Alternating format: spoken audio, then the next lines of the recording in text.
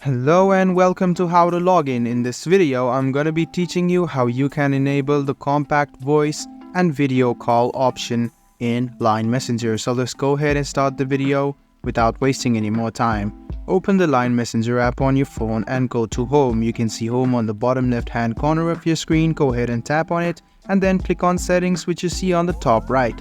Go ahead and scroll a bit down and find Calls, which is under General. Go ahead and tap on Calls and you can see the compact voice call mode option of video and audio. What this does is the display voice and video calls on a smaller window to use other apps and features. So if you enable this, you can see that it will ask for permission. Go ahead and enable this, go back, and you can see that you can easily turn it on.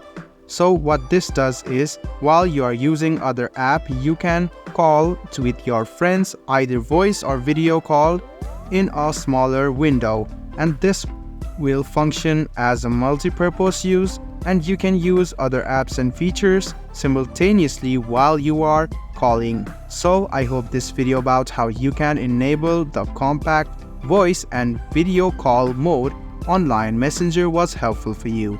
If you still have any kind of confusion, please do mention us on the comment section down below. Like the video, subscribe to the channel, and do hit the bell button for more.